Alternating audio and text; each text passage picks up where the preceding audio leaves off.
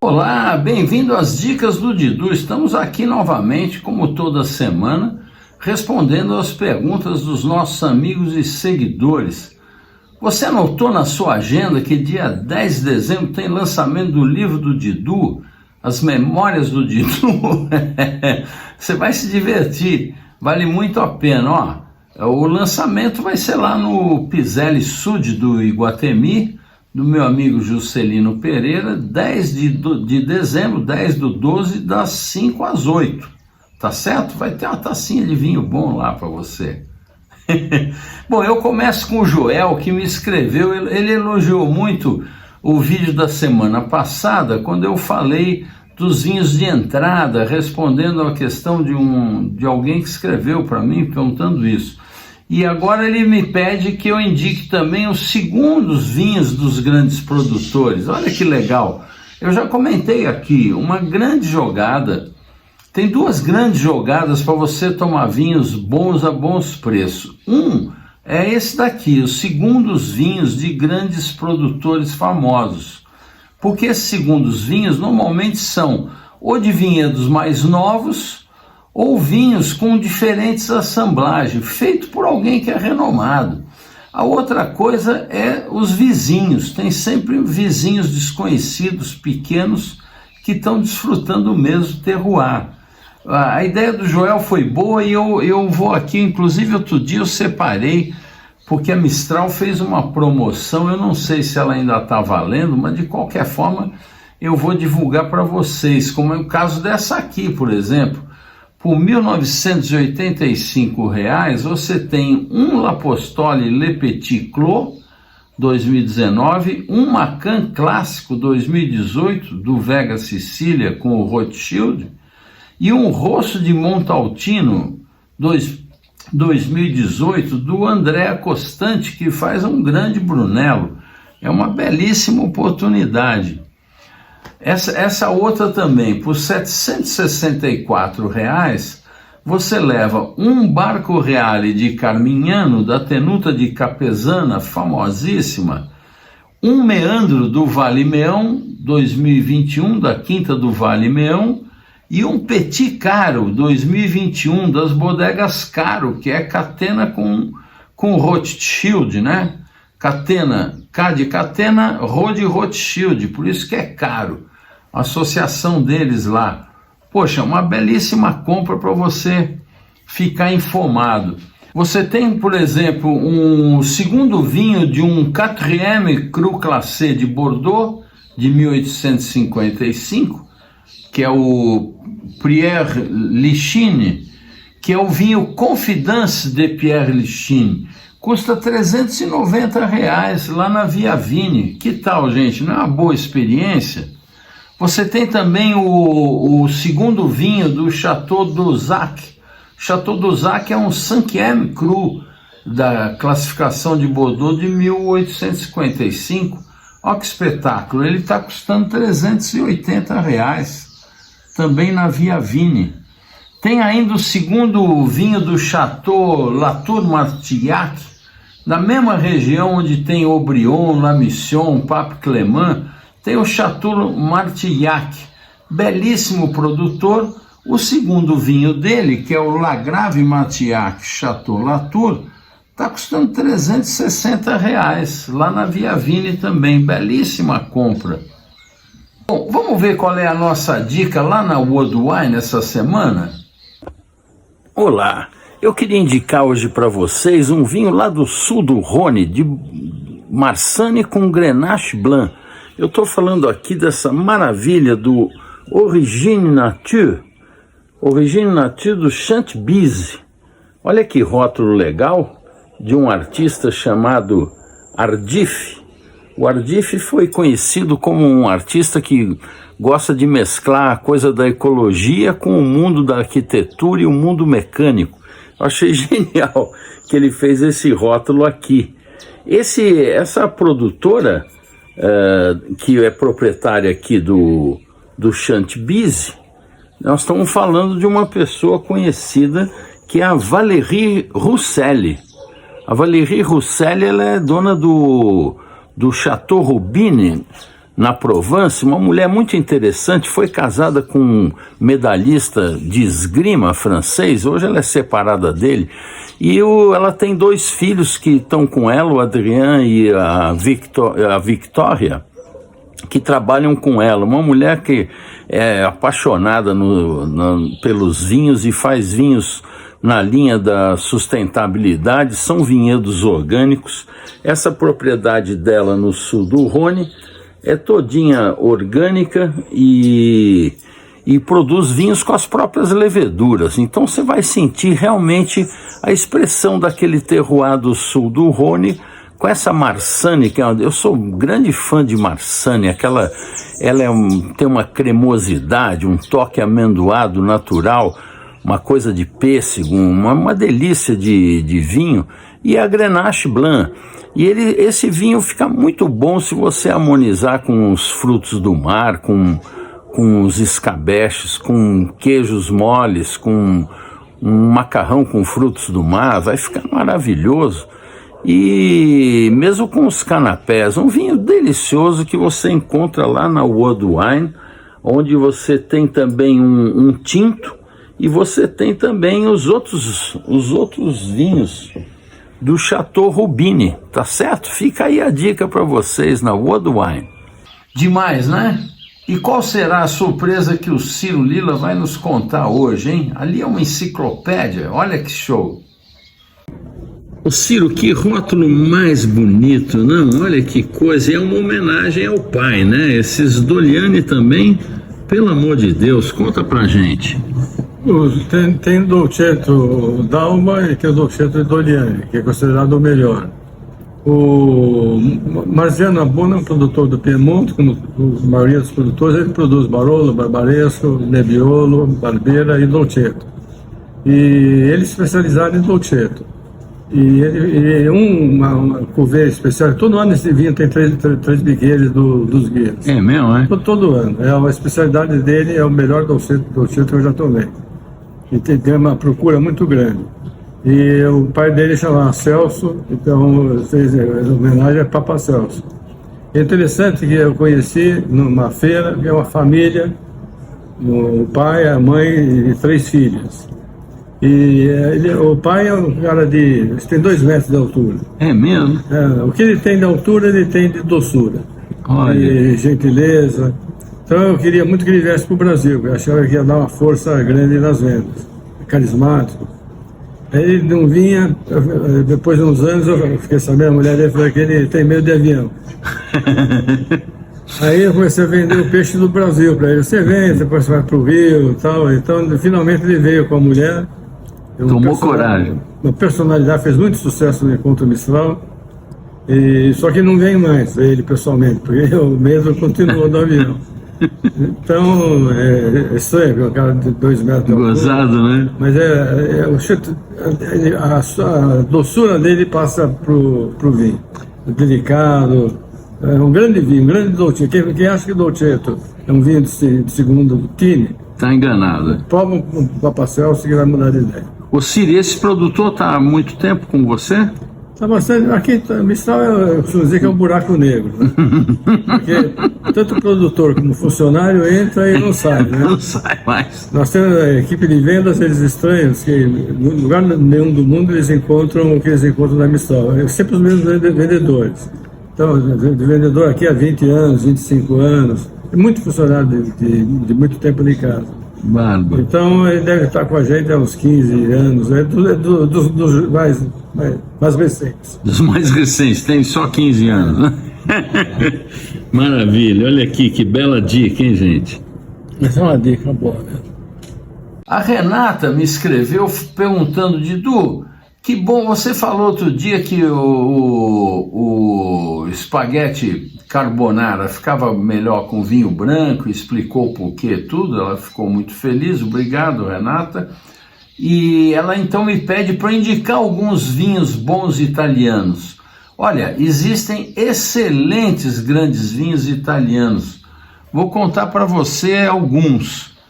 Por exemplo, esse Bianco Secco do Giuseppe Quintarella, Olha que espetáculo, custa R$ 797. Uvas Garganega, Trebbiano Toscano, Sauvignon Blanc, Chardonnay e Saurin. Essa casta bastante rara. Toque floral, de mel, vinho untuoso com acidez e assinatura do Quintarelli. Que tal? Não é pouca coisa, né, gente? Tudo isso é na Mistral, viu? O Chardonnay del Veneto, olha que espetáculo, do Inama. Esse é um grandíssimo produtor, o Inama, e faz esse vinho com vinhedos de mais de 25 anos, gordo, cremoso, complexo, vinho de R$ 303,66 lá na Mistral, show de branco.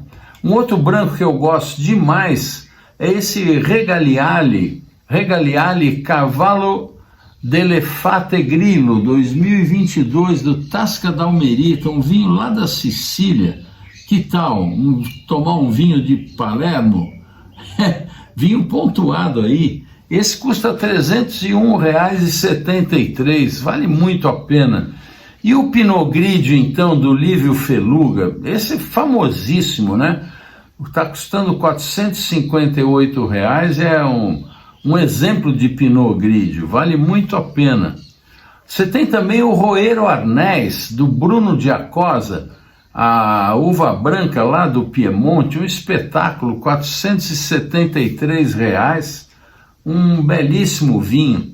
Tem também o Corte del Lupo Bianco, do Ca del Bosco. O Ca del Bosco dispensa apresentações, né? Um produtor de mão cheia, R$ 630. Esse Ca del Bosco é um espetáculo de vinho feito com Chardonnay e Pinot Bianco no ponto perfeito de colheita, um grandíssimo exemplar para você ver como tem vinho branco muito bom na Itália. Que o meu amigo Zé Maria me escreveu dizendo que estava cansado de encontrar o que as pessoas chamam de enochato, aquele cara que sabe um pouquinho mais de vinho e se acha bacana, cara. Gosta de ficar ditando regra, toma conta da reunião, fica falando daquele assunto, falando de coisa que não interessa a ninguém. Isso cada vez é mais comum porque o vinho está muito na moda. E então ele falou para mim: Didu, me manda algumas perguntas aí para eu pegar na curva esses enochatos aí e deixar eles sem ter o que falar. Então eu pensei aqui algumas coisas para o Zé Maria decorar e poder questionar algum bacana aí que venha falar bobagem. Então vamos lá, uma delas é a barrica eslovena, porque na Itália se usa muito barrica que não é francesa, eles usam barricas da região e usam barricas também russas, mas as barricas que eles mais usam, eles chamam de Slavona. Por que eles chamam de Slavona? Chamam de Slavona porque Slavônia é uma região da Croácia que tem bosques com carvalhos excepcionais. E o italiano falando Slavona, o brasileiro tende a traduzir para eslovena. Ele acha que ele está se referindo a uma madeira eslovena. Embora a Eslovênia também tenha madeira, tenha carvalho para fazer barrica e também faça barrica, as barricas famosas são croatas, da Eslavônia. Então essa é uma pergunta boa para fazer para um enochato. Fala: escuta, aquelas barricas que o italiano gosta de usar, elas são eslovenas ou são croatas? O que? E o cara vai cair fácil, ou talvez nem saiba, né, da Slavona, já serve para pegar. A outra pergunta legal para fazer é a respeito da filoxera. A filoxera foi uma praga que aconteceu em 1875, todo mundo gosta de falar dela, e era um tipo de uma mosca que depositava os seus ovos nas folhas das videiras, e esses ovos, quando viravam uma larva, desciam pelo caule até a raiz, e na raiz eles se alimentavam da raiz da videira, e a raiz da videira então era seccionada e morria. Depois essa larva crescia, saía de novo, virava uma mosca e ia infectar outros vinhedos. Isso acabou com as vinhas da Europa, e só em alguns pequenos lugares não pegou. O caso de Colares, o caso do Noval Nacional, que tem lá uma área que não sabe por que não pegou filoxera, onde fazem o Noval Nacional. E o fato é que em areia, normalmente, sabe-se que ela não consegue sobreviver em solo de areia. Mas só veio se resolver esse problema quando descobriram que essa doença tinha vindo com uma remessa de vinhas americanas dos Estados Unidos, e então resolveram fazer um teste fazendo enxerto de raízes de uvas americanas. As uvas americanas não sofrem esse problema. Então, hoje a Europa toda, quando você visita Bordeaux, por exemplo, todo vinhedo que você vê, a raiz é de uma vinha americana. E o Cabernet Sauvignon, o Merlot, o Cabernet Franc, assim por diante, foi enxertado no caule daquela raiz americana. Muito bem, o que pouca gente sabe que é bom para pegar um enochato é o seguinte: por que a filoxera ataca a raiz de uma vinha vitis vinífera e ela morre, e quando ela ataca a da americana ela não morre? Essa pergunta pouca gente sabe, e eu vou dizer para você aqui porque é sensacional. A vitis vinífera, quando ela é atacada e a sua raiz é seccionada, ela não reage, ela não tem uma reação de sobrevida, e ela então definha, ela seca. A americana, ao contrário, se você cortar um pedacinho da raiz de uma vitis labrusca, que são as americanas, ela imediatamente produz mais 4, 5, meia dúzia de raízes acima desse corte. Portanto, acaba fortalecendo aquela planta se uma filoxera ataca, porque ela produz muito mais raiz do que o inseto está ali prejudicando. Essa é boa, hein? A outra boa é o seguinte: escuta, quais são as castas de champanhe? Aí o cara vai falar Chardonnay, Pinot Noir e Pinot Meunier, as outras são proibidas. Aí você fala, mas não tem champanhe com 6 castas? Aí o cara vai ficar meio em dúvida, né? Porque existe champanhe de 6 castas. Já contei aqui para vocês, tem o champanhe Moutarde, que usa 6 castas, e que usa por quê? Porque antes da denominação de origem ele já tinha essas outras castas que continuaram sendo permitidas para ele fazer. Então há champanhe com 6 castas. Uma outra boa pergunta é saber quando é que surgiu a Botrytis cinerea. A Botrytis cinerea é aquele fungo, você está vendo aí, que ataca as uvas quando estão sobremaduras, e eles então esse fungo faz um furo na casca da uva e desidrata a uva, ela fica com um aspecto muito feio. Isso não acontece em todo lugar, embora hoje muitos produtores conseguem espargir um tipo de nebulização de água com alguma coisa num determinado período que propicia o surgimento da Botrytis cinerea, que é chamada também de podridão nobre, que essa é uma boa pergunta também. O que é a podridão nobre?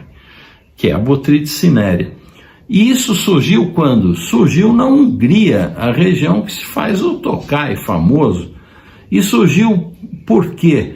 Porque os húngaros tinham medo de uma invasão turca e não iam colher as uvas para não estarem desprevenidos nos vinhedos. E os turcos não invadiam, eles não colhiam a uva.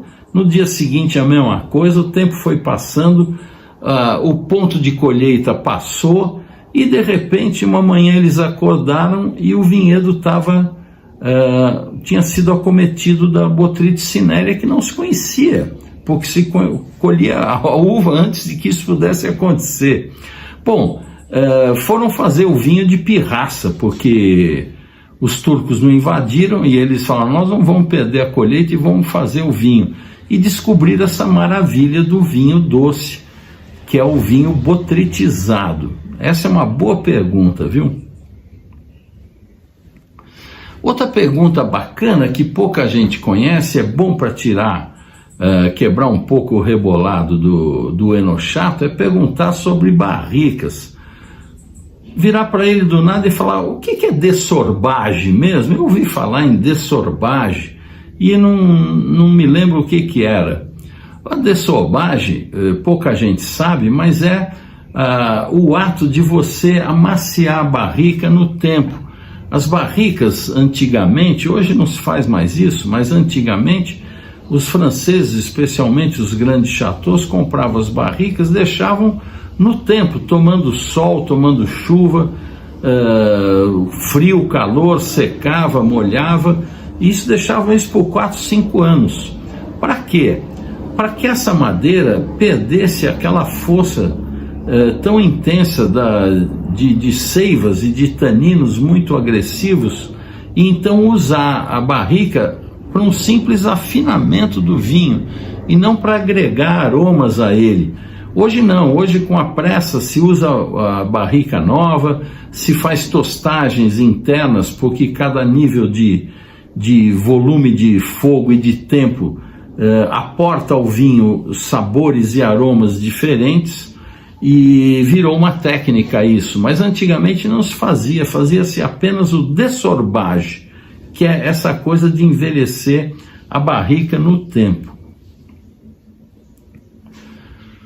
Outra questão interessante é a classificação de Bordeaux. Todo enochato gosta muito de falar dos Premier Cru Classé de Bordeaux, alguns sabem de cor o nome deles e tudo mais. E uma coisa interessante é perguntar por que foi criada a classificação de Bordeaux.